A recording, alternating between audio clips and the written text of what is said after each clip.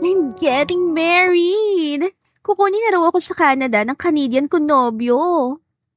Sigaw ng kaibigan ni Eureka na si Jazz sa finance department. Nakikipagchismisan na naman ito. Inayos ni Eureka ang salamin na suot at muling inabala ang sarili sa harapan ng kanyang computer. Mabilis na tinatapos ng mga invoice na kailangang ipasa bago mag-lunch. Yuri, samgi raw mamaya. Libre ni Jess dahil malapit na siyang ikasal. Bulong ni Mavs, ang seatmate niya na parang laging nakaabang sa chismis. Aba, libre? Bakit naman hindi? Basta libre, go ako. Sagot ni Eureka. Tignan mo, lahat kaming anim ay nagsisipag-asawa o nakakailan jowa na pero ikaw na lang sa barkadang ulat sa pag-ibig. Hay, ewan. Saad ni Mavs. Di magsipag-asawahan kayo o makapagrelasyon. Bakit? Ikamamatay niyo ba kung wala akong papangasawa o nobyo man lang? Pambabara ni Eureka at sasabat pa sana si Mavs nang senyasan niya itong manahimik. Shh! Isip na lang ang mouth. Sus! Walang pumapatol sa'yo kasi manang ka. Tatanda kang dalaga. Asar pa nito at bumalik na ito sa trabaho. Sus! Kaysa sa'yo, bad breath. Hindi ko pipiling makapagrelasyon kung lolokohin lang naman ako. Bulong ni Eureka pero sa totoo lang, naiinip na rin talaga siya. Sa unang tingin, si Eureka Calderon ay tipikal na empleyado. Nakasalamin, mahaba ang buhok na lagi nakatali, at palagi nakablouse na nauso pa yata noong 2015. 27-year-old na tumayong ama't ina sa kapatid niyang si Evan. Isang 12 anyos na may polio. Isang sakit na siya nagnakaw ng pagkakataon sa kapatid niya makapaglakad. Subalit buo ang pag-asa ni Eureka na makakalakad ulit ang kapatid dahil sinabi ng therapist nito na mild lamang naman ang tinamaang nerves dito.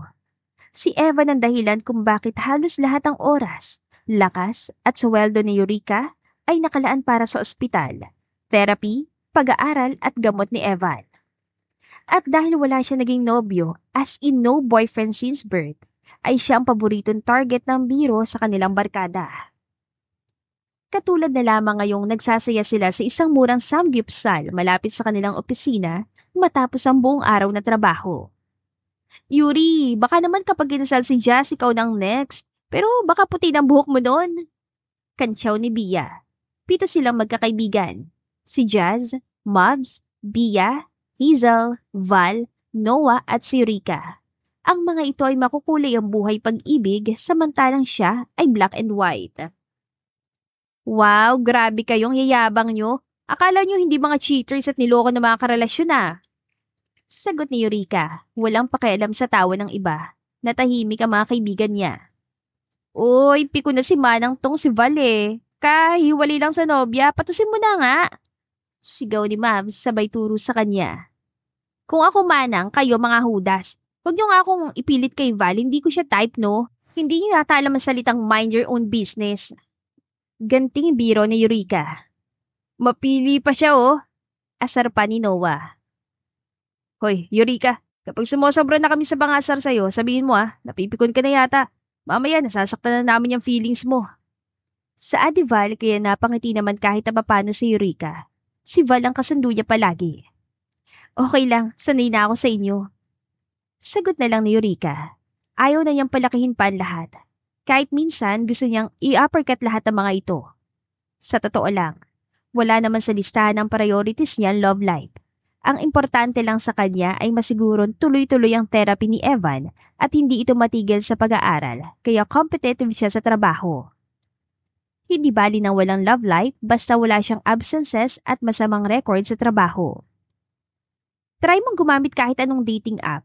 Diyos ko, mahilig sa mga exotic mga may ibang lahi. Mga katulad mo.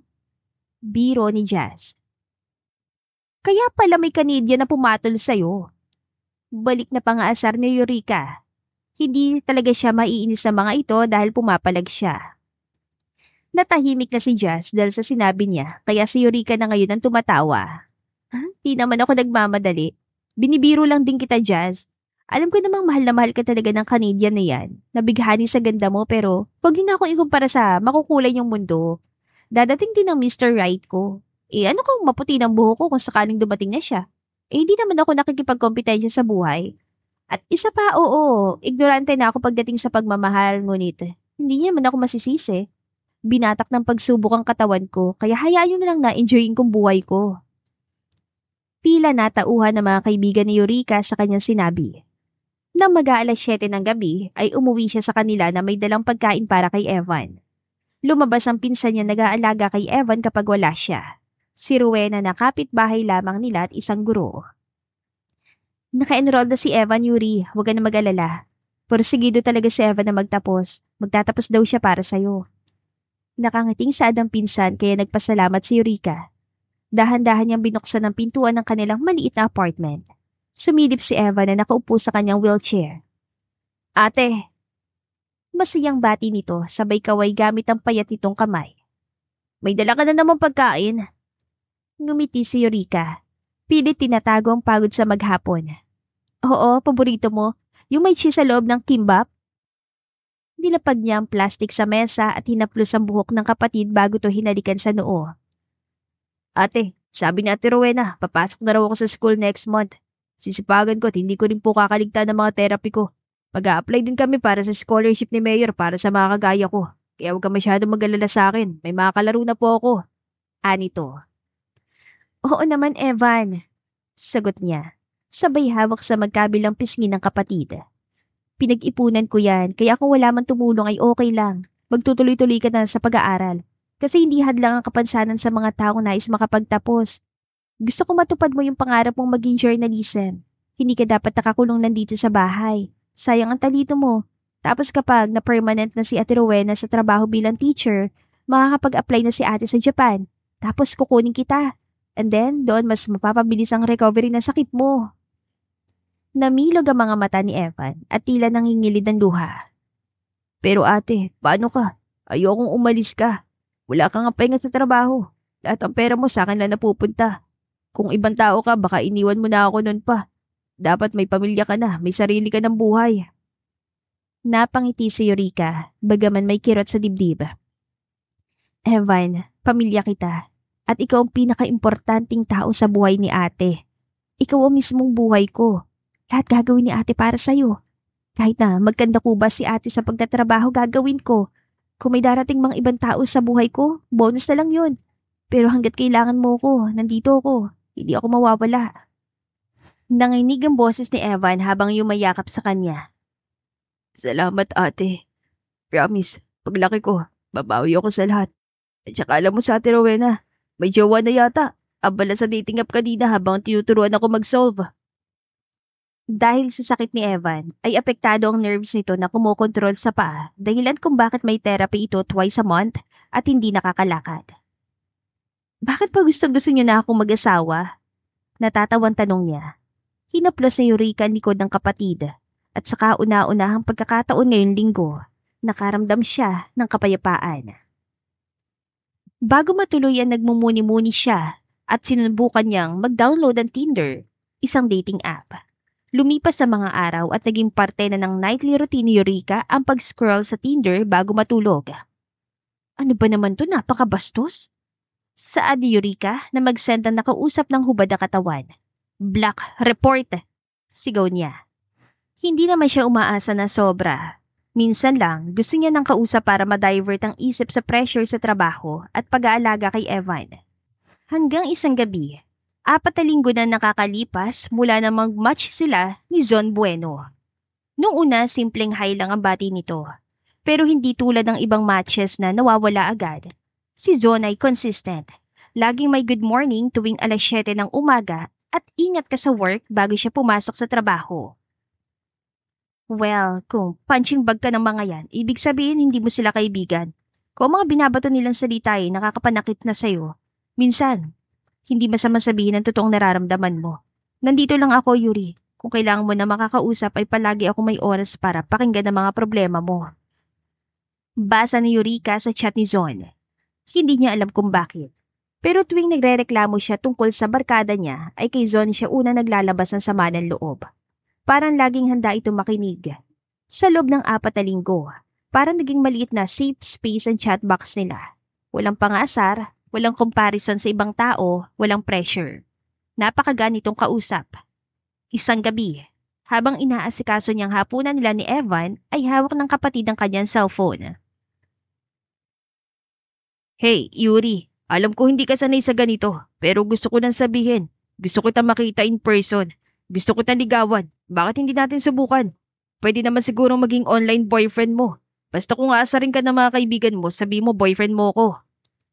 Basa ni Evan kaya halos takbuhin ni Eureka ang cellphone na hawak nito dahil alam niyang mula kay Zon ang mensaheng yon. Bakit ka ba nagbabasa ng conversation? Namumulang tanong niya. Ate, sinagot mo na siya. Napakalandi, kaya pala mas lumawak ang ngiti mo. May nagpapadibok na pala ng puso mo. At saka ang gwapo ha, buti pinatulan ka kahit ang profile picture mo ay may tengang aso. Tumatawang sad ng kapatid at sinabi pa talagang filter na gamit niya. Napahinto siya. Hindi pa nga ako nag-reply. Ano ba pwede kong i-reply? Alam ko na. Nagtipa siya habang binibigkas ang nais isend kay Zon. Kapag nakita mo ko, baka madisappoint ka lang, Son. Ibinigay niya sa kapatid ang cellphone. Kinakabahan sa reply ni Zon. Sabay silang napatili ni Eva nang tumunog ang notification niya. Basahin mo! Kinakabahang saad ni Eureka. Sabi ng gwapo mong online boyfriend ay, imposible Eureka ko. 4 na linggo kita nakakausap at mas gusto pa kita makilala kaysa sa mga babaeng maganda sa pictures pero masama ang ugali. Saad ni Evan. Binasa nitong reply ni Zon Bueno. Hindi niya maiwasang mapangiti kahit pilit niyang pinapakalma ang sarili. Aba ng buhok mo te! Natatawang saad ni Evan pero napaka-supportive nito. Siguro baka nga panahon na para makita niya kung sino ba talaga si Zon Bueno sa labas ng screen. Sagutin mo na yan te, pabebe ka pa. Ipalo ko sa'yo itong wheelchair ko eh. Biro ng kapatid kaya iyon ang ginawa ni Eureka. 1 buwan matapos niya sagutin si Zon Bueno ay mas naging madalas ang pag-uusap nila sa tawag. Masaya siyang pumasok sa trabaho dahil months rin nila ni Zon. Hindi niya akalain na umabot sila ng 1 month na panay-palitan ng voicemail at litrato sa isa't isa. Saya! Nakangising saad ni Val. Nginisian ni Eureka at kinikilig pa. Siyempre, may love life. Napakakulay. Ramdam ko na kayo. In love na ako, Val.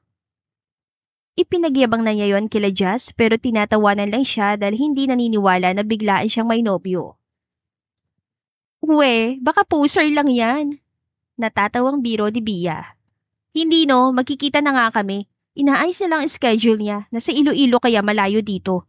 Kapag nakita kami, ipapaalam ko sa inyo para tantanan niyo na ako. Kukuha kami ng litrato together at yun ang gagamitin kong profile picture sa Facebook. Delusional na saad ni Eureka. Yun! Buti naman. Akala ko palalampasin mo pa 70th anniversary ng kumpanya eh. Sigaw ni Mavs kaya natawa si Eureka. Che, magsipag na lang kayo. Sinabi ng manager na may promotion sa mismong anniversary. Galingan natin para isa tayo sa mapili sa big promotion. Wika pa ni Eureka. Abala silang lahat para sa nalalapit na anniversary. Nang dumating ang big event sa mismong 78th anniversary ng kanilang kumpanya, mas bongga kaysa karaniwan ng selebrasyon. Lahat ng empleyado ay nakasuot ng formal attire. Kahit si Eureka na bihira mag-ayos ay napilitan ding magsuot ng itim na dress at maglagay ng kaunting kolorete sa mukha dahil mahigpit ang memo mula sa HR. Habang sila'y kumakain, biglang tumahimik ang lahat nang umakyat sa entablado ang kanilang CEO, si Mr. Javerson Cal. Matanda na pero matikas pa rin. Kung tutuusin ay kumpanya na ito ng mga ninunupa ng mga Cal. Mga mahal kong empleyado, panimula nito. Mahal na mahal kong kumpanyang ito. Pero darating talagang panahon na kailangan na nating ipasa sa susunod ang ating tungkulin. Kaya ngayong gabi, gusto kong ipaalam na ako ay magre-retiro na at pipiliin ng magpahinga kasama ang mahal kong asawa. At ang papalit sa akin ay ang aking panganay na anak. Nakagagaling lamang mula sa New Zealand. Nawala na't lahat-lahat ang edad niya sa kalendaryo pero single pa rin. Umaasa akong by 33 may asawa na siya. Biro ni Javerson. Nagpalakpakan ng lahat pero si Eureka ay patuloy lang na kumakain ng dessert. Kung tutuusin ay hindi naman niya alam ang family background ng mga Cal dahil private din ang amo. Hindi niya masyadong iniisip kung sino ang papalit. Hanggang sa bumukas ang pinto sa gilid ng stage at lumabas ang isang matangkad at gwapo na lalaki. Matikas ang tindig at may kumpiyansang aura. Please welcome, Mr. Nixon Cal. Proud na pakilala ni Jefferson sa anak. Nanigas si Eureka. Lahat ng tunog ay parang na-mute maliban sa mabilis sa tibok ng puso niya. Babe! Bulala si Eureka. Kumabog ng napakabilis ang kanyang puso. Hindi siya maaaring magkamali. Iyon ang pamilyar na mukha na ilang linggo niya nakakausap gabi-gabi. Ang kanyang nobyo. Ang pinakamamahal niyang nobyo. Lumingon si Mav sa kanya at pabulong na nagtanong. Hoy, bakit parang nakakita ka ng multo? Hindi siya sumagot. Tuloy lang ang CEO sa pagpapakilala sa anak, habang ang mga mata ni Nixon ay mabilis na nag-scan sa crowd at doon siya tumigil. Diretsyon tumama ang mga paningin nila sa isa't isa. Good evening. I'm Nixon Cal. Barito ng pagpapakilala nito. Kumaway siya at ngumiti ngunit nawala ang ngiti niya na may buhati itong bata na nasa edad 8 taong gulang. Congratulations po, Daddy! Ani ng isang batang lalaki. Bago pa niya maproseso ang lahat, muling nagsalita ang CEO. At ngayong gabi, may isa pa akong anunsyo. Dahil sa kausayan sa trabaho at dedikasyon, itatalaga natin bilang bagong sekretary ng bagong CEO ang isa sa mga pinakamaasang empleyado sa Finance Department. Kasunod ang ilan pang makakatanggap ng promotion na ididikit mamaya sa bulletin board. Bumilis lalo ang tibok ng puso ni Eureka. Miss Eureka Calderon. Wow! Congratulations, te! Sigaw nila Bia sa kanya pero hindi makapag-focus si Eureka. Parang gumuho ang lahat ng iniisip niya. Hindi lang niya personal na makikilala ang teener boyfriend niya. Boss na pala niya ito at may anak pa. Nakipagkamay si Nixon sa mga empleyado at bilang lang ang pangiti nito. Nang nasa table na nila ay hindi man lang siya tinapunan ng tingin ni Nixon para siyang hangin. Next, this is Miss Eureka Calderon. 4 na taon na siya sa kumpanya at matalino, masigasig at napakasipag magtrabaho. Tiyak na babagay sa hinahanap ng sekretarya. Competitive at pulido ang trabaho. Pakilala ni Jefferson sa anak. Yeah, nice to meet you. Anito, walang emosyon, poker face at tila walang ganang kausapin siya. Zon Bueno ang pangalan nito sa Tinder. Hi, look, pares tayo ng color ng salamin. Saad ni Knight, ang anak ni Nixon. Nice to meet you. Sir. Anya at aabutin sana ang pakikipagkamay nito nang tumalikod na ito dahil may ibang business tycoon ang kumausap dito. Nasaktan si Eureka pero matatag siya. Pinakalma niya ang sarili. Kumaway siya sa anak ni Nixon nang tumitig ito sa kanya at ngumiti. Nag-chat siya kay Zon. Tungkol sa anak nito at nakapagtataka na nagsinito kahit na hindi naman hawak ni Nixon ang cellphone nito. Umiling si Eureka.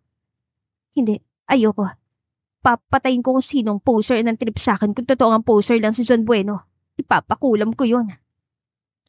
Kinabukasan, formal lang nagsimula ang bagong posisyon ni Eureka bilang sekretary ng bagong CEO kahit wala siyang tulog dahil hindi man lang nag-send si Zon matapos niyang tadtadin ng messages tungkol sa paglilihim nito tungkol sa anak na si Knight. Maaga pa lang ay naroon na siya sa opisina dahil may orientation pa. Kaya ko to. Hindi naman masamang magpaganda para sa nobyo ko. Pagpapalakas ni Eureka sa kanyang sarili, nag-ayos siya sa unang pagkakataon. Naglagay ng kolorete sa mukha kahit hindi siya marunong. Pagbukas ng elevator, bumungad sa kanya si Nixon Cal. Ngayon, nakasuot ito na mamahaling dark gray suit. Sumalubong ang matamis ng ngiti ni Eureka. Good morning, sir. Hindi pa siya tapos magsalita nang dumiretso lang ito sa opisina. Walang lingon, walang sagot, para siyang hangin. Siguro busy lang. Pilit niyang iniisip. Pero habang lumilipas ang oras, mas lalo lang tumitindi ang pagtataka niya. Sir, may mga documents ka pong need pirmahan.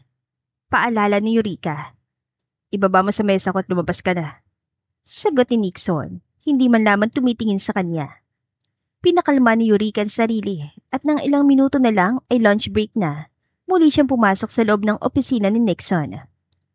Sir, wala ba kayong isisingit na appointment para sa schedule mo mamayang hapon? Lunch na rin po, baka gusto niyo sumabay papuntang cafeteria. Sasabihin ko kung meron akong babaguhin. Hindi mo kailangan na itanong at isa pa.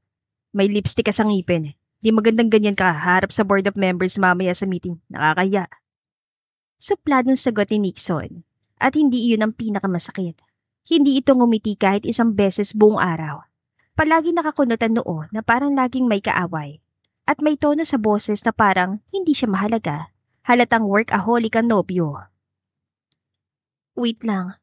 Ito ba yung zone na kilala ko sa chat? Yung nagtyaga makinig sa mga rants ko about my toxic friends? Hindi siya ganito. Mahinang saad ni Eureka sa kanyang sarili. Habang pinagmamasdan niya si Nixon sa labas ng glass wall ng opisina nito na abala sa pagbabasa ng report, napagtanto niyang posibleng poser lang talaga nakausap niya sa Tinder. Pwedeng ginamit lang ang litrato ni Nixon ng ibang tao. Sa kabilang dako, ay nararamdaman ni Nixon ang titig ni Eureka sa kanya, kaya naiinis siya. Tipikal na babae na gagawin ng lahat, pansinin ko lang. Malamig niyan saad. Hindi na siya madadala sa pangungulit ng isang babae at bandang huli, iiwan lamang siya. Natroma na siya sa ina ng anak niyan si Knight. Tignan natin kung sinong unang susuko sa atin. Miss Eureka Calderon. Maangas sa ni Nixon at inirapan si Eureka na magtamang paningin nila sa glass wall. Samantalang humaba naman ang huso ni Eureka. Nakakatanga naman pala talagang pagmamahal. Ngayon, naiintindihan ko na sila Jazz. Napaka-ignorante ko naman pala kapag nabaliw sa pagmamahal. Kaya dapat, hindi ko nalang sinubukan eh. Kinahapunan, habang naglalakad palabas ng opisina matapos ang unang araw, napatingala siya at napahawak sa kanyang batok. Kung poser ka man o hindi, hahanapin ko yung zone na kilala ko. Hindi ako basta susuko. Bubugbugin ko talaga ng trip sa akin. Sa isang linggong lumipas ay makulit si Eureka at napapansin na yun ni Nixon. Lalo ang pagpapaganda ng dalaga. Napansin niya rin. Wala akong kailangan sa'yo, Miss Calderon. Bakit ka ba pasok ng pasok dito at kung ano na sinasabi? Pambabara agad niya kay Eureka nang pumasok na naman ito sa opisina niya at nagsasalita ng mga nonsense at hindi kailangan sa trabaho. Magtatanong na sana kung nakapag-lunch ka na po, sir. Baka gusto niyo sumabay sa akin sa cafeteria. Saad ni Eureka, talagang nagpapapansin kay Nixon. Sa tingin mo, hindi ko napapansin. Pikunin mo pa ako sa pagpapapansin mo. Tatanggalin kita sa trabaho. Pananakot ni Nixon ang hindi man lang tumitingin kay Eureka. Nabigla man siya sa kasungitan ni Nixon at balak na sanang lumabas sa opisina nito na magsalita pang binata. Miss Calderon, hindi ako pumapatol sa mga empleyado ko, kaya tantanan mo ko. Akala mo ba hindi ako napipikas sa mga pagtitig mo sa akin? Wala ka bang ibang pinagkakabalan kundi ang mangulit na mangulit? Sorry po. Saan ni Eureka pero nakakunot naman na noo. Sungit-sungit, kaya mukhang matanda eh. Naririnig kita, Miss Calderon. Asik ni Nixon kaya tuluyan na lumabas si Eureka. Isang linggo pa nakakaraan at ubos na si Eureka. Pasuko na siya at broken-hearted. Wala siyang lakas ng loob na komprontahin si Nixon dahil natatakot siya sa ora nito. Halos 2 linggo na siya nagpapapansin dito. Sinasarapan pa nga niya ang pagtitimpla ng kape nito. Hinanap pa sa baulang magaganda at sexy niyang atar para maakit ito pero wala. Bokya siya araw-araw. Nakakarinig pa ng masasakit na salita mula dito. Ano? Halos sumigaw si Bia habang kumakain sila ng lunch sa pantry. Ulitin mo nga, Yuri. Boyfriend mo si Nixon, Cal? As in yung bagong CEO? Tumigil sa pagkagat ng sandwich si Maps bago sumabog ang malakas sa tawa. Diyos ko, Yuri, sa lahat ng biro, yan ang pinaka-nakakatawang sinabi mo. Umamin ka. Pumabata ka, no? Nagsasabu ka? Yung kakapalan ng mukha mo, Yuri, ibang klase. Hindi ako nagbibiro. Diin ni Eureka, nakataas ang kilay. Oo, siya si Zon Bueno sa Tinder. Umawat pa ng buwan na relasyon namin bago siya dumating at naging boss natin dito. Inlove na inlove nga ako eh. Hindi niya pwedeng ipakita ang account niya sa Tinder. Yung mga may filtered pang pictures na naroon at ang landi ng conversation nila ni Son. Ewan ko sa'yo, girl. Oo, inaaway ka namin na madalas pero ipokrita ka. Singit ni Bia habang umiiling. 2 linggo na siyang CEO dito at sa lahat ng araw na yon, isang beses hindi kanya tinuring na girlfriend. Sabi mo kanina yan, wala man lang kaswitan sa'yo. Kahit simpleng good morning babe in front of the staff, wala. Tapos sinasabi mong babe ang tawagan nyo? Diyos ko naman, Eureka, napakatalino mo pero napakabubita mo sa pag-ibig. Umirap si Eureka. Siyempre, professional siya sa opisina. Hindi niya natapos ang katangahan nang maunahan siya ni Bia. Professional? Girl, hindi ka nga pinapansin sa hallway. Ilang beses na tayo nagsasabay sa elevator. Napakasungit nun. Halos ipabuhat pa sa'yo lahat ng documents at hindi ka tinutulungan. Sumabay ang malakas sa tawa ni Mavs at Noah. At si Son Bueno? Yung sinasabi mong online boyfriend mo? Hindi ba ginost ka na? Tanong ni Jazz. Loko yung Son Bueno na yun ah. Oo, inaasar ka namin pero bubugbugin namin yung oras na makilala namin. Lakas na loob. Siya pa naman ang first boyfriend mo tapos nang ghost pa. Saan ni Noah? Napayuko si Eureka. Ramdam ang kirot sa dibdib. Totoo, 3 araw nang hindi nagre-reply si Zon. No scene, no chat, wala. Hindi ko nga alam kung bakit bigla siya nawala. Baka busy lang. Mahina niyang tugon. Kahit alam niyang katangahan na nga lang ang hindi tatanggapin ng katotohanang nahulog siya sa poser. Tumango-tango si Mavs na parang may pinaplano. Yuri, one way lang para malaman mo ang totoo. Harapin mo si Sir Nixon. Tanungin mo kung siya si Zon Bueno. Kaya pala in love ka habang nakatitig kay boss. Naging boyfriend mo pala sa Tinder. Poser nga lang. Huwag yun na nga asarin. May problema na nga yung tao. Bubugbugin ko kayo eh. Saway naman ni Jazz at siniko na si Mavs. Huwag mo lang i-chat ha. Dagdag ni Bia. Baka hindi ka talaga nito sasagutin sa text. Dapat harapan. Yung wala siyang lusot. Samantalang tahimik lang si Val. Inayos pa nito ang salamin na suot at hindi makatingin sa kanya. Napahigpit ang hawak ni Eureka sa tintor. Totoo nga siguro, kung gusto niyang matapos ang kalituhan, kailangan niyang harapin si Nixon mismo. Pero paano? Sa 2 linggo pa lang ng pamumuno nito, parang imposible na lapitan niya nang hindi siya ini-snap. Huminga siya ng malalim. Ay, fine. Bukas, lalapitan ko siya. At kung poser man yung nakausap ko, mananagot siya sa ginawa niyang panloloko. Uminom ka, pampalakasin ng loob. Natatawang sa Adi Jazz. Kinabukasan, 7:00 pa lang ng umaga, nanginginig na ang tuhod ni Eureka habang hawak ang folder ng schedule para sa mga meeting ni Nixon. Pampalakas ang loob, di ba? Bulong niya sa sarili habang dahan-dahang binubuksan ang maliit na bote ng brandy na itinago niya sa drawer niya. Isang lagok lang sana ang balak ni Eureka pero nauwi yun sa sunod-sunod na lagok. Okay, Eureka. Ito na yun. Babae ka. Lalaban ka. Anya bago tuluyang pumasok sa opisina ng CEO. Pagbukas ng pinto, nandoon si Nixon. Nakaupo sa ergonomic chair, abala sa laptop at hawak ang telepono sa kabilang kamay. Pinilit ni Eureka na maging matatag. Pero ang kaba at tama ng alak ang nagtulak sa kanya na sabihin ang matagal niyang itinagong salita. Good morning. Babe. Malakas at diretso niyang sambit, sabay abot ng schedule. Parang slow motion ang sumunod na pangyayari. Kumunat noon ni Nixon. Kita ang bahagyang pandidiri sa mukha nito habang nakatingin sa kanya. Tinasan pa siya nito ng kilay at narinig pa nila ni Eureka ang sigaw ni Knight mula sa cellphone. What? Babe, may girlfriend ka na daddy at hindi mo sinabi sa akin? Gusto ko makita niyo mami ko. Sigaw ni Knight sa kabilang linya. Wait anak, daddy will call you back. Paalam ni Nixon at pinatayan ng tawag ang anak. Pagkababa ng tawag, tumingin ito diretso kay Eureka. Malamig at tila nais niyang sigawan. Ano yun? Tanong nito. Parang wala siyang karapatang magsalita ng ganoong salita. Alam mo, sawa na ako sa pagpapanggap mo. Kung ayaw mong aminin na ikaw si John Bueno sa Tinder na naligaw sa akin, fine. Pero wag mo akong gawing tanga. Umabot tayo ng halos 2 buwan na magka-chat, magka-call tapos bigla mo akong i-ghost? Adi ka ba? Ano? Sama ng ugali mo? Sunod-sunod niyang litanya, halos lumalakas ng boses ni Eureka. Hindi gumalaw si Nixon, pero bakas ang inis at gulat sa mukha. Tumahimik ang silid. Hindi gumalaw si Nixon matapos ang matapang na banat ni Eureka. Pero sa halip na umamin o magpaliwanag, salubong lang ang mga kilay nito. Miss Calderon. Nagsimula ito. Mabagal at mabigat ang boses. Kung lasing ka, mas mabuting bumalik ka na rin sa mesa mo bago ka mapahiya. Amoy ko matapang na alak mula sa'yo Ayoko sa empleyado na makapalang mukhang papasok sa opisina ko at sisigawan ako. Bago pa kita tanggalin sa trabaho, lumabas ka na.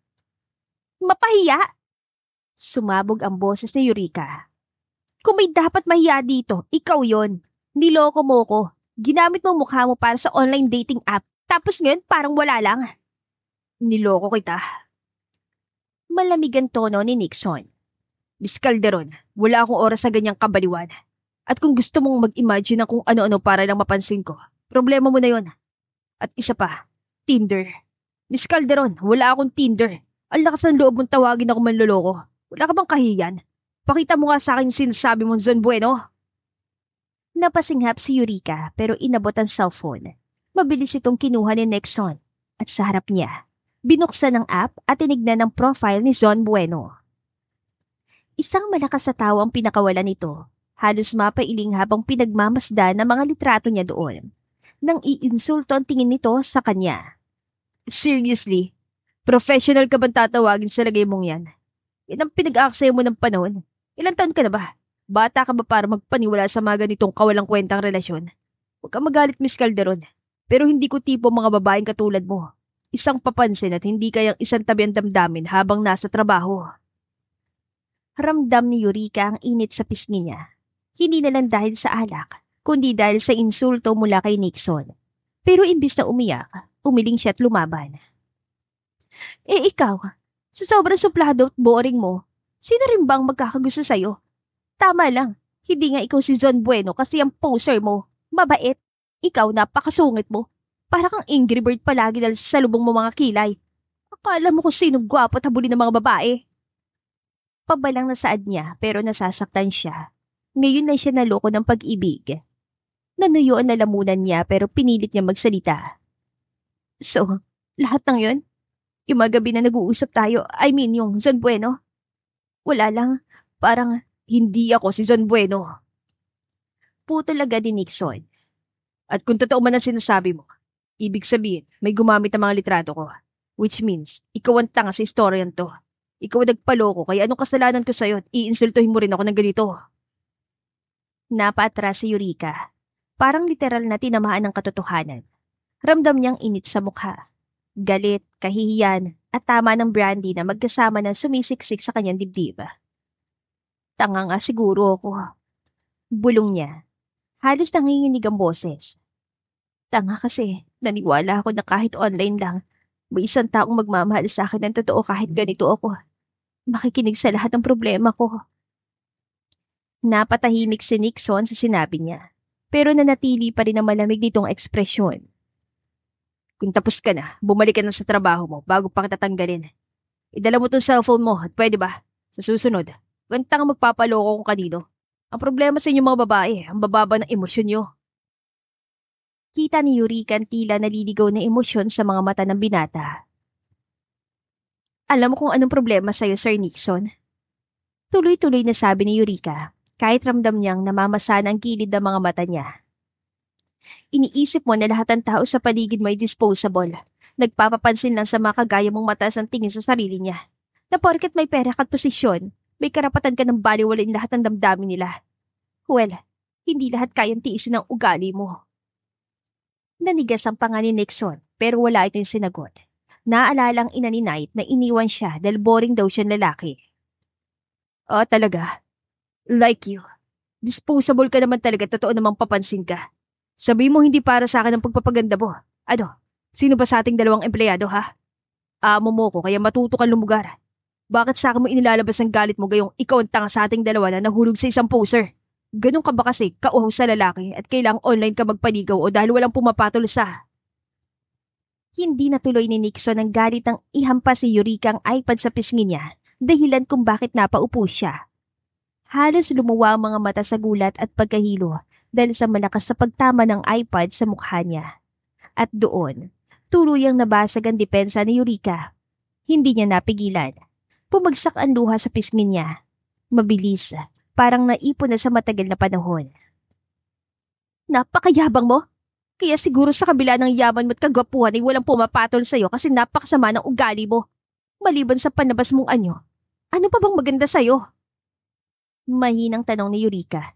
Tumalikod siya, Mabilis na binuksan ng pinto at lumabas ng opisina bago pa tuluyang bumigay ang mga hikbi niya. Naiwan si Nixon na nakaupo, nakatingin sa pinto na ngayon ay marahan na sumasara. May kakaibang bigat sa dibdib niya, hindi dahil sa galit, kundi sa gulat. Ito lang ang nakasampal sa mukha niya gamit ang iPad ng kumpanya niya. Sinampal niya talaga ako. Sino ba siya sa inaakala niya? Mahinang tanong ni Nixon at napahawak sa masakit niyang pisngi. Naiwan si Nixon sa opisina, nakasandal sa ergonomic chair at pinagmamasdan ang saradong pinto. Ilan segundo lang ang lumipas nang may marinig siyang mahihinang boses mula sa hallway na lumabas siya.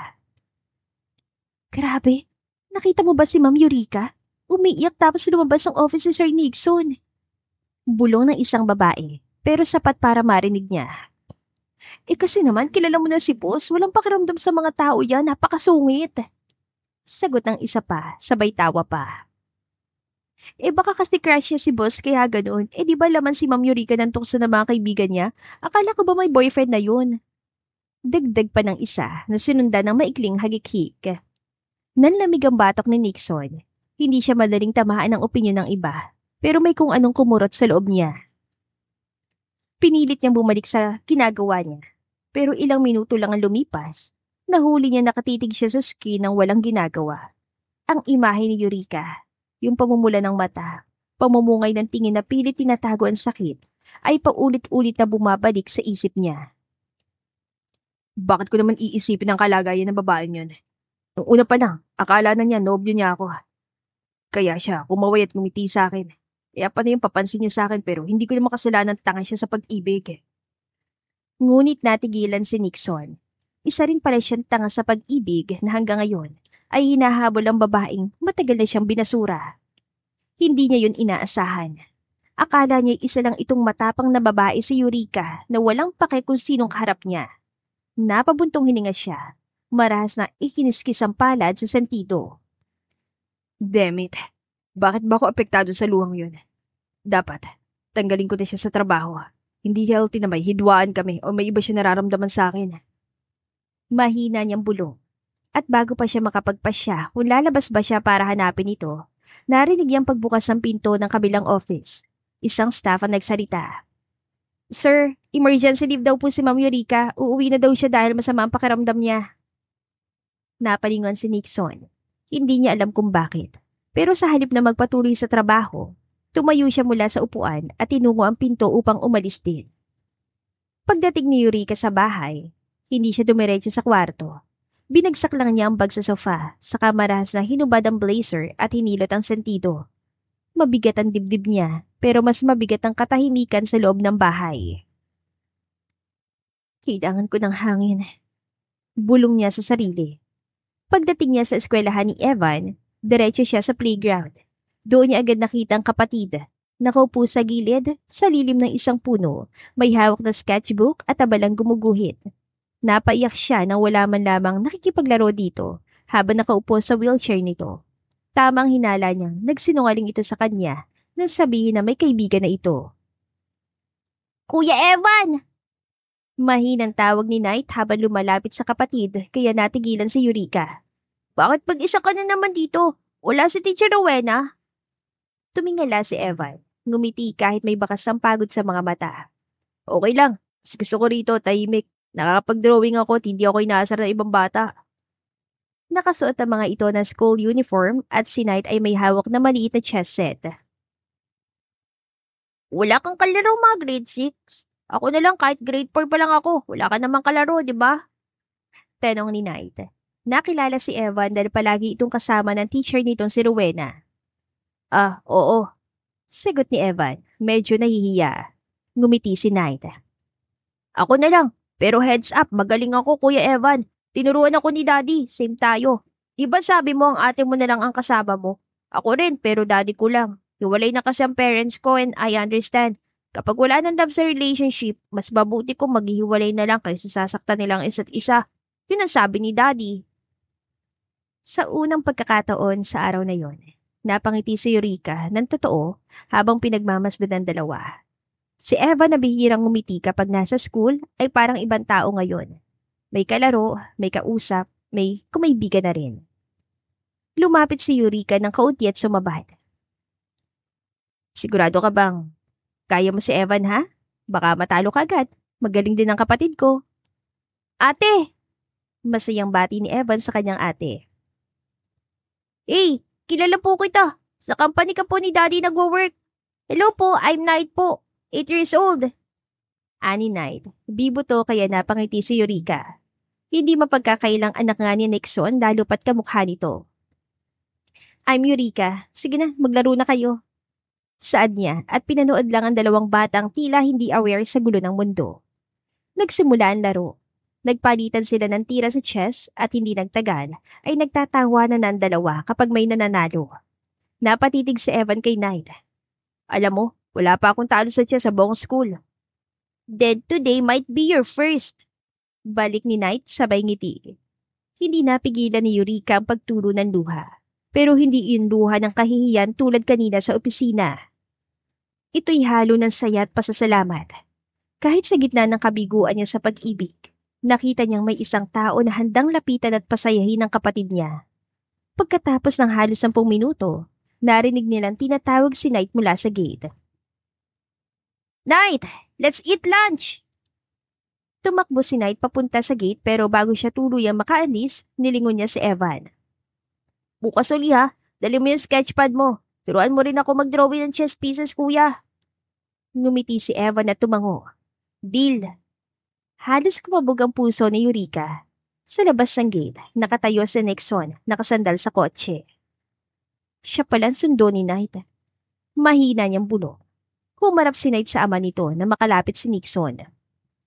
Daddy, this is Kuya Evan. He's my friend. Magaling po siya mag-drawing at magsulat. Magaling din siya sa chess pero natalo ko po siya and this is Ate Eureka. Ate po siya ni Kuya Evan.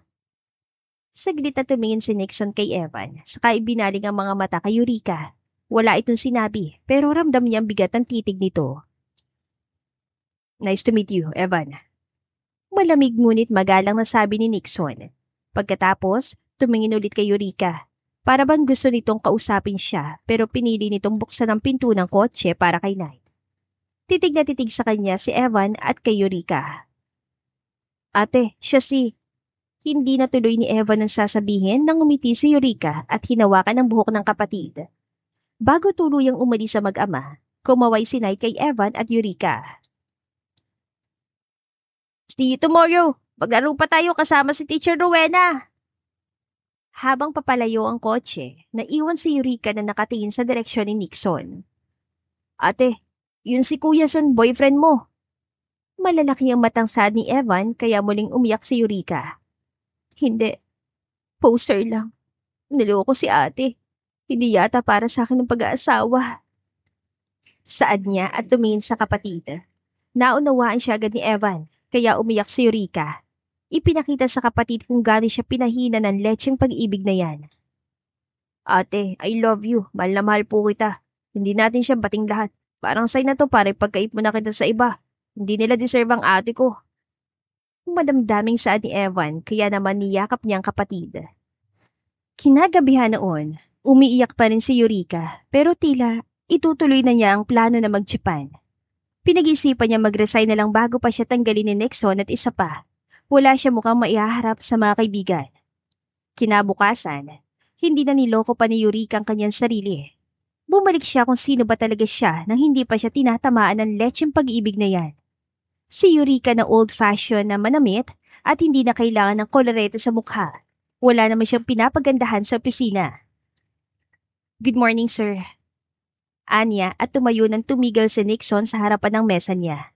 Nakakagulat yun dahil sanay siyang agad-agad ditong pumapasok sa opisina. Nasa mesa niyo na ang documents na kailangan niyong pirmahan maging ang schedule niyo buong araw. Pasensya na sa inasta ko kahapon. Hindi na po yun mauulit. Ani Eureka. Hindi siya tumingin sa guwapong mukha ni Nixon. Natawa si Nixon sa pananamit nito. Nag-disguise ka ba dahil sa ginawa mong pananampal sa akin? Tumingin ka sa mukha ko para makita mong pasa ko. Hamon ni Nixon at nagulat siya na wala itong emosyon tumingin sa mukha niya. Sorry po.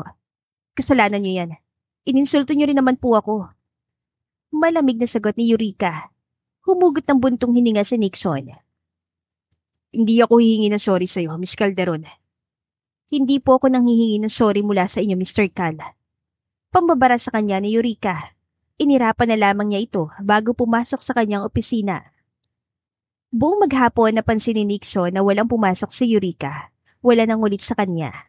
Abala ito sa harapan ng monitor at iPad siyang ipinalo nito sa mukha niya. Bakit ba ako umaasa na papasok siya dito para mangulit? Tanong ni Nixon. Kinabukasan, dumating si Nixon na mas maaga sa opisina. Pagpasok niya, nadatnan niyang abala si Eureka sa pag-aayos sa mga folders sa mesa. Walang make-up, naka-glasses, simpleng blouse at slacks pa rin. Kakaiba talaga sa palagi nitong skirt na suot ng mga nagdaang linggo. Good morning, Miss Calderon. Bati niya habang papalapit. Good morning, Ate Eureka! Si Kuya Evan po! Tanong ni Knight. Doon lang may ngiting pumaskil sa maliwalas sa mukha ni Eureka. Hi Knight, nasa bahay siya kapag may ganitong walang pasok sa school. Mamayang hapon, therapy siya. Saad ni Eureka. Oh, really? Sabi ni Kuya Evan, polio raw po yung sakit niya. Saad ni Knight at tuluyan ang naging hangin ni Nixon. Oo, polio. 5 years old siya noon, nakitaan ng symptoms. Thank you, Knight. Sabi ni Evan, palagi mo raw siyang inaaya makipaglaro at sumasabay sa kanya sa pagkain ng lunch. Thank you, ha? Malambing na saad ni Eureka. May schedule ba ako for the next hour, Eureka? Tanong ni Nixon. Nagulat din siya dahil tinawag niya ito sa pangalan nito. Muling nawalang mag-angiti ni Eureka na muli siya magsalita at hinawakan sa buhok si Knight. Wala po. Free ang 9 a.m. niyo. Pero may meeting kayo with the marketing team na 10 a.m. Malamig at diretsyung sagot nito. Okay, yung meeting ba sa marketing, kumpleto na yung presentation? Tanong ni Nixon. Ewan niya kung bakit pinagdarasal niya na tumingin sa kanya si Eureka. Kumpleto na po, Sir Cal. Nasa mesa niyo na rin po yung kopya ng report. Tahimik si Nixon saglit. Can you join the meeting later? Baka kailangan ko ng dagdag na notes. Noted, sir. Mabilis ang sagot ni Eureka habang nagsusulat. Hindi man lamang tumingin. Habang nasa loob ng opisina, ay napansin ni Knight ang titig ng ama sa kanyang ate Eureka. Daddy, do you like her? Siya pang girlfriend mo na tumawag sa'yo ng babe. Kaboses po kasi ni ate Eureka. Gusto mo po siya? Knight asked. Napabalik sa huwisyo si Nixon. No, wala akong girlfriend, anak. Are you sure? Knight asked again. Hindi naman nabago sa kanya kung magmamahal ang ama dahil ganun din naman ang ina niyang kinalimutan na siya. Daddy, I like Ate Eureka. She's so brave. Kapag po may magugustuhan kayong girl, pwede po sa Ate Eureka. Mahinang saad ni Knight at naupo sa hita ng ama. You like her? Tanong ni Nixon. Hindi niya alam kung bakit napaka-importante ng opinyon ng kanyang anak para kay Eureka. Daddy, may privilege naman po tayo, hindi po ba? May mga connection ka po. And alam mo po, ayaw na makaklase ko makipaglaro kay Kuya Evan kasi may polio raw siya. Kaya ako na lang nakikipaglaro at palagi kami sabay na nag-aaral. Daddy, can we help them? Kuya Evan told me something about Ate Eureka. Wika ni Knight habang nilalaro ang laylayan ng necktie ng ama. What did he say? Tanong ni Nixon. Pilit pinapanatili ang neutral na tono pero hindi maitago ang kuryosidad. He said, Ate Eureka is the most important person in his life po. Nakangiti ngunit may seryosong lambing ang tinig ni Knight. Pares kami ni Kuya Evan na may isang importanteng tao sa mga buhay namin. Kung siya si Ate Eureka, ako naman po ay ikaw. Tila may humaplo sa puso ni Nixon. Siguro nga nabigo siya sa pag-ibig, pero pinangako niya sa sariling hindi siya mabibigo bilang ama. When Kuya Evan was only 7, they lost their parents. Ate Eureka was just 20 then. She took care of him all by herself po. Just like what you did nung iniwan tayo ni Mommy para piliin ang career niya at ang boyfriend niyang iba. Ate Eureka didn't give up on him. Even when it was really hard kasi wala silang pera katulad ng sa atin po. Ang liit ng house nila, then sa Ate Eureka lang ang nagwo-work. That's why I like Ate Eureka. Tulungan natin sila, Daddy, please. Tulungan natin ang friend ko. Bulong ni Knight. Napakunutan noon ni Nixon, hindi dahil sa duda, kundi dahil hindi niya akalaing may ganoong bigat ang nakaraan ng babaeng. Araw-araw niya nakikita sa opisina. What do you mean? Maingat niyan tanong. Napayuko ang anak niya bago nagpatuloy. Kuya Evan said they had so many death po because of his expensive treatment po noong na-diagnose siya ng polio. Ate Eureka worked 2 jobs daw before while studying. Uuwi raw po siya ng late, tired, but she still took care of him. She even stopped buying things for herself just so Kuya Evan could have his medicine and therapy. See? Need po talaga nila ng money. Pwede po akong umutang para maibigay ko po yun kay Kuya Evan. Napatingin si Nixon sa salamin ng opisina kung saan tanaw niya si Eureka. She's brave. Mahinang dagdag ni Knight. Halos pabulong na parang sikreto lang nila ng ama. For the first time, hindi niya lang basta nakikita si Eureka bilang isang empleyado o babaeng minsan ay nangulit sa kanya. Nakita niya itong parang isang haligi na kahit ilang bagyo dumaan, nananatiling nakatayo. Hindi ito tanga at naunawaan ko na kung bakit nahulog ito sa nakakausap sa Tinder. Katulad ko, nais lamang nito ng masusumbungan. Isang taong masasandalan. Nabasa kong ilang reklamo niya sa mga kaibigan niya nang pakita niya sa akin ang conversation nila ng poster ko. Pag-uusap ni Nixon sa kanyang isip. Hindi niya alam kung bakit. Pero may kung anong kumurot sa dibdib niya. Hindi lang paghanga, parang gusto niyang mas malaman pa tungkol kay Eureka. She's interesting. Uwi ka ni Nixon. Tumagal pa na tila wala nang pakialam sa kanya si Eureka. 1 linggo na nakakaraan, simula na sabihin nga ng anak ang tungkol kay Evan at Eureka, ay nagpa siya si Nixon na tumulong. Pagbalik ni Nixon mula sa isang tawag, tinanong ulit niya ito. Miss Calderon, nasa mo na ba sa akin yung supplier's contract draft? Yes sir, kahapon pa po, 4:15 p.m. Nasi email niyo, pacheck na lang po. Walang kaimong emosyon sagot nito. Okay. So, ready na for signature? Tanong ni Nixon. Ready na po. Nakatab sa page kung saan dapat kayo pumirma. Sagot nito. Napansin niya mga resume ni Eureka. Halatang kakaprint lang ang mga ito. Biglang kinabahan si Nixon. Hindi niya alam kung bakit ayaw niyang umalis si Eureka. Ilang sandali, lumapit ulit si Nixon sa mesa niya. Miss Calderon, kumusta yung follow-up sa client natin sa Hong Kong? Nakareply na po sila. May correction sa Section 3 ng agreement. Nasa folder po ninyo yung updated copy. Sagot ni Eureka. Doon lamang talaga umiikot ang kanilang usapan. Can you walk me through the changes?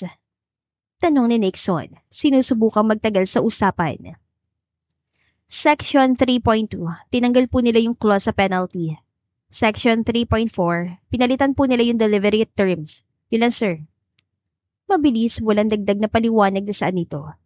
Tinitigan siya ni Nixon. You seem quiet these days. Galit ka pa ba rin ba o dahil gusto mo talagang humingi ako ng tawad sa ginawa ko? Eureka, alam kong gusto mo ko o dahil lang sa gusto ko dahil akala mo.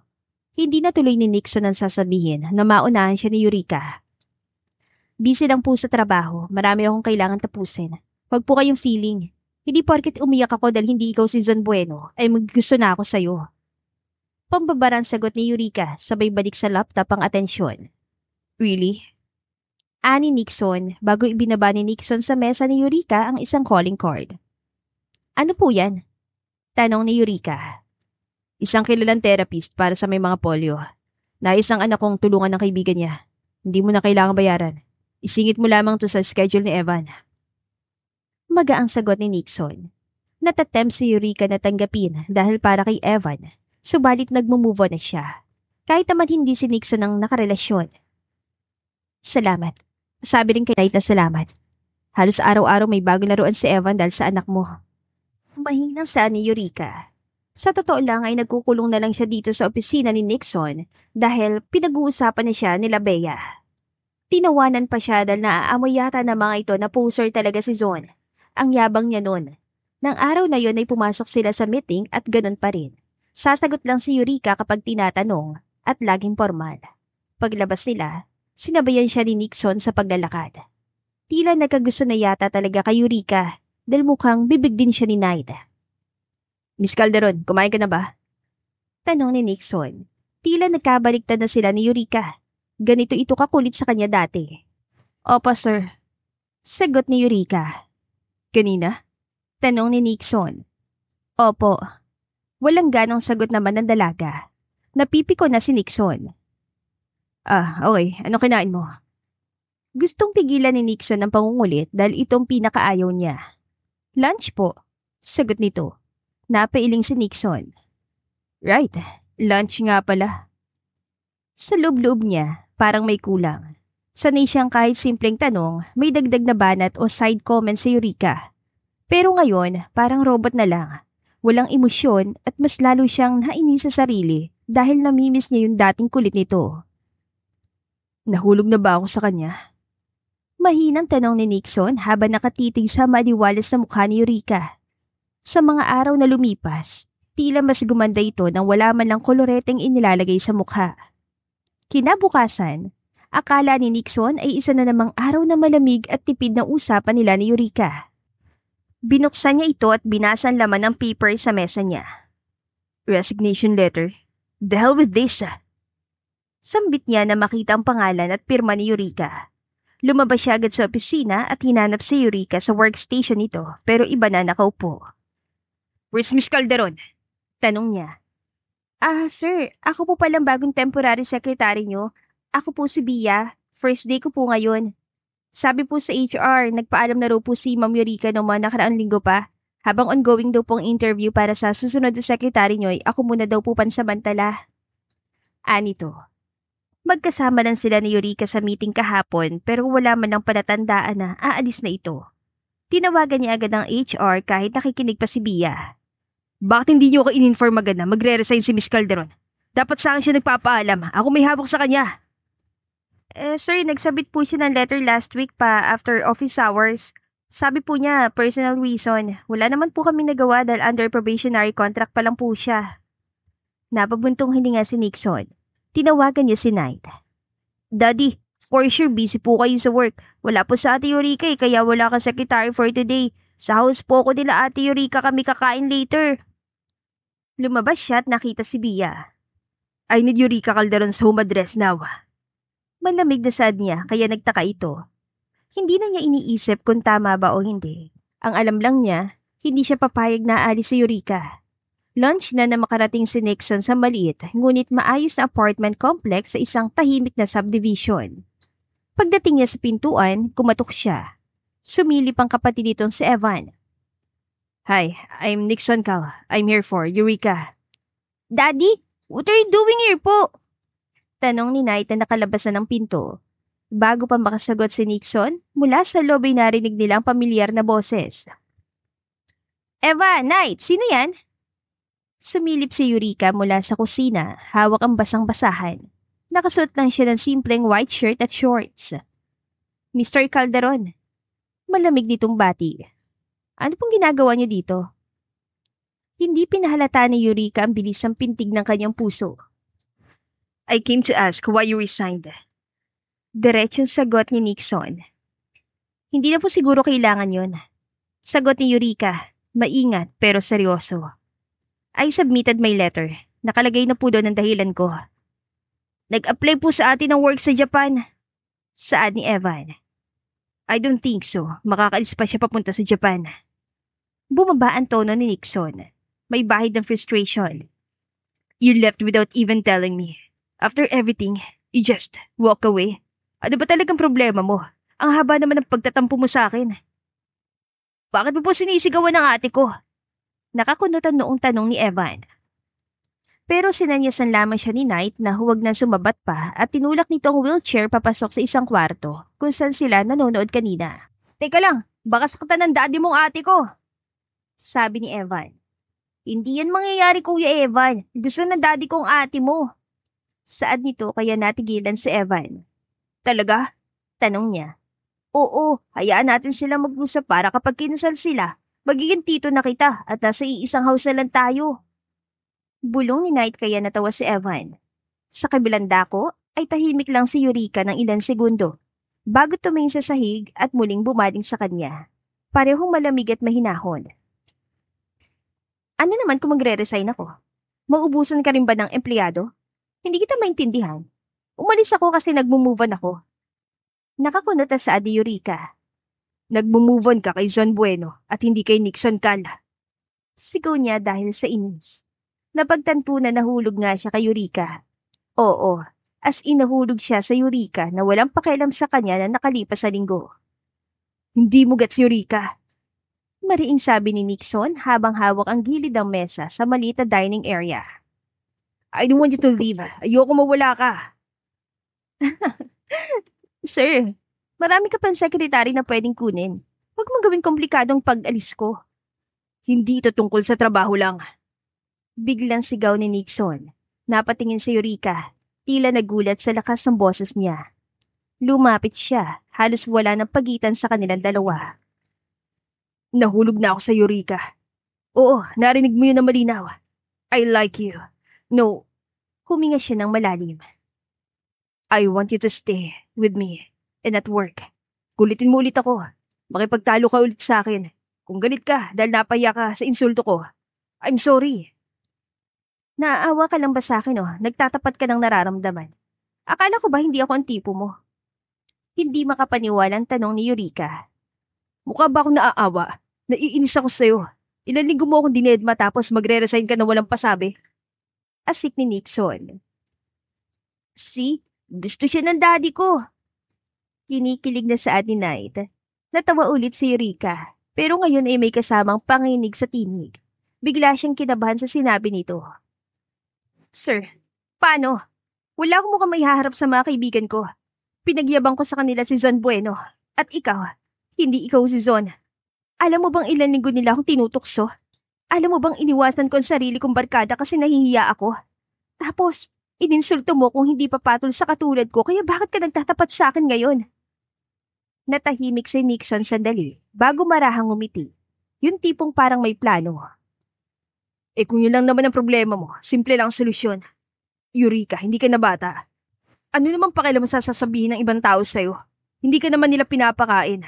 Napagtanto ko na mali ang pagkakakilala ko sa'yo. Akala ko isa ka lang babae nagpapapansin sa akin, subalit ginawa mo lang pala yun dahil inisip mong ako si Zon Bueno. Then, panindigan mo ng pangulit mo. Anong ibig mong sabihin? Kumunatan noon ni Eureka. I will be your boyfriend. Diretsong sabi ni Nixon, walang biro sa tono. Halos malaglag ang panga ni Eureka. Ano? Tutal, gusto mong patunayan sa kanila na hindi ka nagsisinungaling sa ipinagyabang mo noon. Hayaan mo ako maging pruweba mo. Liligawan pa kita kung gusto mo. Hindi ka aalis. Subukan mo lang. Lumapit pa si Nixon. Mababa ang boses. Hindi fake. Totoo. Para wala ka nang iwasan. Sir, imposible yan. Hindi pwede. Hindi na tuloy ni Eureka ang sasabihin na maunahan siya ni Nixon. Nixon. Just call me Nixon. Ngumiti siya ng bahagya. And yes, posible. Lalo na kung pareho nating gugustuhin. Hindi makatingin si Eureka. Mabilis ang tibok ng puso niya. Hindi niya alam kung dahil sa galit, kaba, o dahil gusto niya rin ito dahil mahal niya nga si Nixon. Bumalik nga si Eureka sa trabaho makalipas ang ilang araw. Tahimik lang siya habang nag-aasikaso ng mga papeles sa mesa niya. Pero alam niyang iba ng atmosphere. Hindi lang dahil alam na ni Nixon ang tunay na dahilan kung bakit siya nag-resign dati, kundi dahil ngayong opisyal na silang magkarelasyon, hindi niya alam pero kinikilig siya sa ideyang may gusto nga rin ito sa kanya at tila nagbagong ihip ng hangin dahil hindi na ito masungit sa kanya. Sa loob-loob niya, na love at first sight talaga siya kay Nixon noon. Sa isang tanghali, nasa cafeteria siya kasama ang mga kaibigan. Narinig ni Nixon na inaasar na naman ng mga ito si Eureka na tahimik lang kaya biglang dumating si Nixon, dalang kape at sandwich at walang paalam na umupo sa tabi niya. Pag-upo pa lang, inakbayan na siya nito. Hey babe, kanina pa kitang hinahanap sa office, nag-lunch ka na pala. Sabi niya, parang walang ibang tao sa paligid. Halos mabulunan si Eureka. Halos malaglag ang panga ni Mavs. Sila nga, siya si Zon Bueno sa Tinder.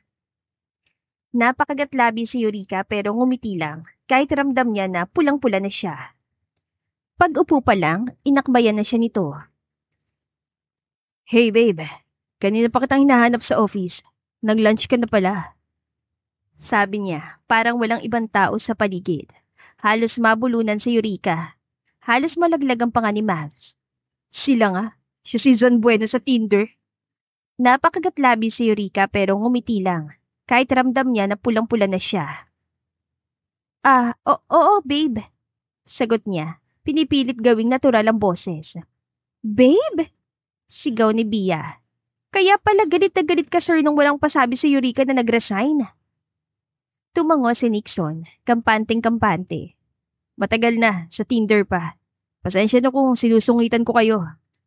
Sagot niya sabay higpit ng akbay kay Eureka. Napatingin sa kanya si Nixon, nagpipigil ng tawa. Siniko siya ni Eureka. Wala sa usapan na bigla-bigla kang lalapit, gago ka ba? Sungit-sungit mo tapos bigla kang mga akbay? Halata ka naman masyado. Giit ni Eureka. Tumikhim si Nixon. Tumingala at nakipag-eye contact sa mga kaibigan ni Eureka. Oo, siya yun. Sinabi ko naman sa inyo na may nobyo na ako. Pagbalik nila sa opisina, habang naglalakad sa hallway, nakangisi lang si Nixon. So, I'm Son Bueno now. Hindi ko alam na may alter ego pala ako. Hindi siya tinignan ni Eureka. Manahimik ka nga. Pero mas lalo lang siyang inakbayan ni Nixon at binulong sa tenga niya. Kung ganyan ka ka-defensive sa akin, baka nga mas matagal mo man na akong gusto. Baka sa akin ka talaga na-fall at hindi kay Son Bueno. Naging magandang pagsasama nila ni Nixon kaya madalas na nagingitian silang dalawa na labis na kumalat sa buong opisina. Sino mag-aakalang mahuhulog ang isang Nixon call sa old-fashioned na si Eureka Calderon? Gabi na nang umuwi si Eureka mula sa overtime. Pagkabukas niya ng gate, may nakita siyang lalaking nakasandal sa poste ng ilaw sa tapat ng bahay nila, si Val. Yuri, tawag niya, mahina pero malinaw. Huminto siya sa paglalakad. Anong ginagawa mo dito, Val? May isang bagay na matagal ko nang dapat sabihin sa'yo. Ako si Son Bueno. Mahinang saad nito kaya halos malaglag ang panga ni Eureka. Parang binuhusan siya ng malamig na tubig. Ano? Huminga ng malalim si Val. Yung lalaking nakilala mo noon sa Tinder. Yung mga litrato. Yun lang ang peke pero hindi ang nararamdaman ko sa'yo. Ako yun, hindi gawa-gawa. I lied about my real identity dahil natakot ako na kapag nalaman mo kung sino talaga ako, baka hindi mo ako gustuhin. Biglang lumapit si Val at bago pa siya makaiwas, hinawakan nito ang kanyang mukha at mariing hinalikan siya. Masyado siya nagulat para kumilos. Pero bago pa niya maitulak ito, may narinig siyang pagbagsak ng kung ano sa kalsada. Paglingon niya, natigilan siya. Nandoon si Nixon, nakatayo sa harap ng kanyang kotse. Isang kumpol ng pulang rosas ang nalaglag mula sa kamay ni Nixon. Hindi agad nagsalita si Nixon. Tinitigan lang niya silang dalawa. Si Val na nakatayo pa rin malapit kay Eureka at si Eureka na hawak pa ang labi niya na parang sinusubukan burahin ang nangyari. Bago ko palang subukang manligaw, may umamin ako sino talaga si Son Bueno. Mahina sa ni Nixon at dahan-dahan na sumakay sa kanyang kotse.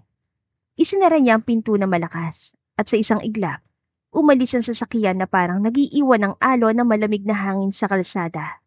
Naiwan si Eureka na nakatayo, nakatitig sa direksyong tinahak ni Nixon, habang si Val naman ay hindi alam kung paano babawiin ang gulong sinimulan niya. Bigla na lang humandusay sa sahig si Val dahil sa pagkakasapak ni Eureka. Sinabi ko naman, talagang mananagot ka dahil sa panloloko mo sa akin. Ngayon ka pa talaga umamin kung kailan maayos ang relasyon ko kay Nixon. Hoy, para sabihin ko sa'yo, buwisit ka!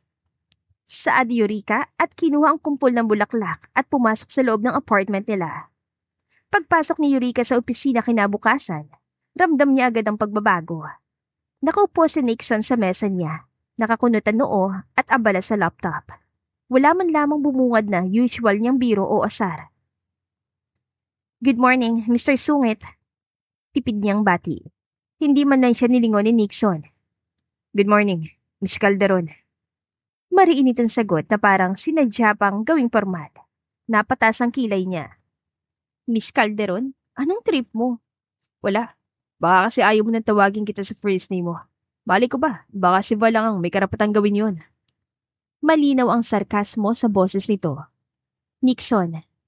Hindi na tuloy ni Eureka sasabihin na maunahan siya ni Nixon. Tingin ko malinaw naman lahat kagabi. Hindi ko alam kung bakit kailangan mo pang magpaliwanag. After all, siya naman palang hinahanap mo simulat sa pula. Ramdam ni Eureka ang pagsisikip ng dibdib niya.